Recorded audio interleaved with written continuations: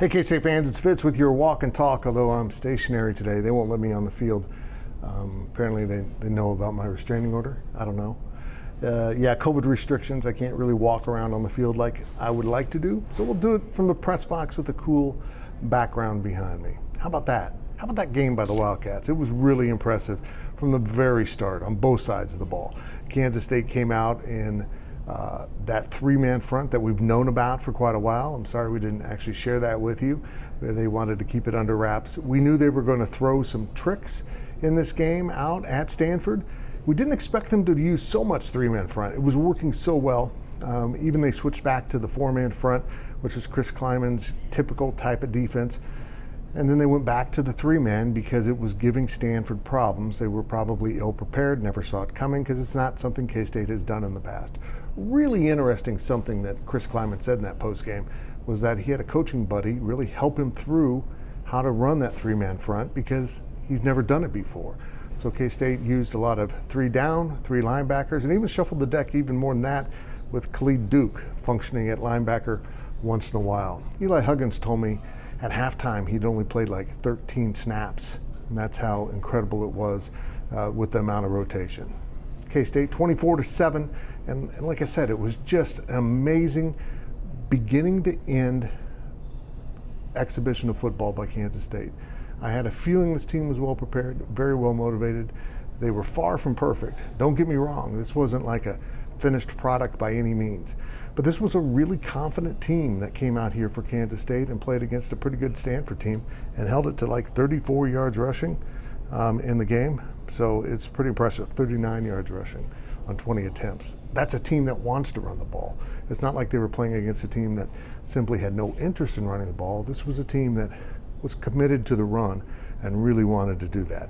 K-State took that away from them, made it very difficult all day for them to really get anything going. In fact, Stanford was really restricted in what they could do. Stats can lie sometimes. Stanford had more time of possession. Stanford ran more plays. Kansas State ran like 48 plays in this entire game. There were fewer than 100 plays, I think, in the entire game between the two teams. I think actually K-State had less than 48. An amazing defensive display by the Wildcats. But it was the offense that ended up kind of winning the day because they put up enough points. Skylar Thompson was efficient, but again, not perfect. He had the interception that ended that first drive. That was really disappointing for K-State. Deuce Vaughn broke another long run. Skylar with 2 rushing touchdowns.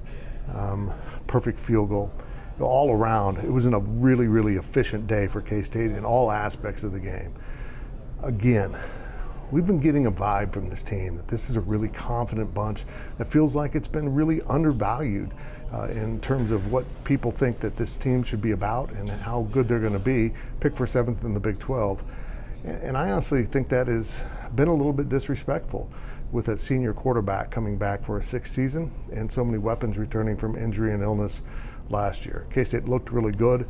They just overwhelmed Stanford from the very beginning. Stanford had its moments, but was never really in the game. At 14-0, it felt almost like 48-0. That's how steep a hill Stanford had to climb, down 24-0, and then in the fourth quarter, Stanford got its 1 touchdown, kind of blowing away that shutout that K-State really was seeking. I'm telling you what, this is good foundation. We talked about it over and over. And Skylar Thompson mentioned this at the podium, that as a freshman, he was on that trip to Vanderbilt. He saw what happened when Kansas State lost to Vanderbilt and how it sucked the life out of the program, how it really damaged Kansas State and what they wanted to do that season. And now they've done the inverse of that, the reverse of that. They went out there and they got a nice win against a better team than Vanderbilt, and they really dominated them. And I think this really will propel this team forward. And I thought this was one of the more important games in recent K-State history. I haven't been shy about it. I know some of you apparently didn't appreciate that much, but I put it out there. And talking to Kleiman and the players, I think they understood that. They understood the value of this game, that they had to go get the win. And they did. They did everything they needed to do to be an efficient team to win.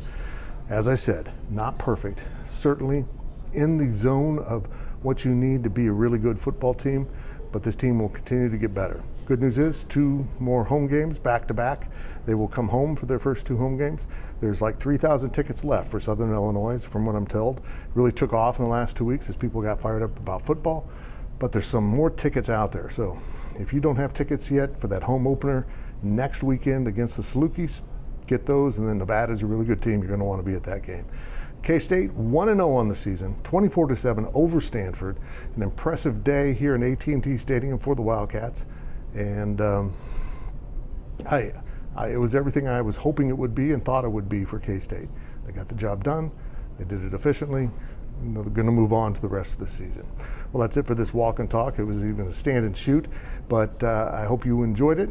We'll be back on Monday, Brian Hanley and I, with the postgame game review. Replaces the postgame podcast, but we'll do a full review of the game for you Monday morning at GoPowercat. And of course, check out all of our coverage at GoPowercat. Subscribe to our YouTube channel, and make sure if you're a K-State fan, you're subscribing to GoPowercat.com.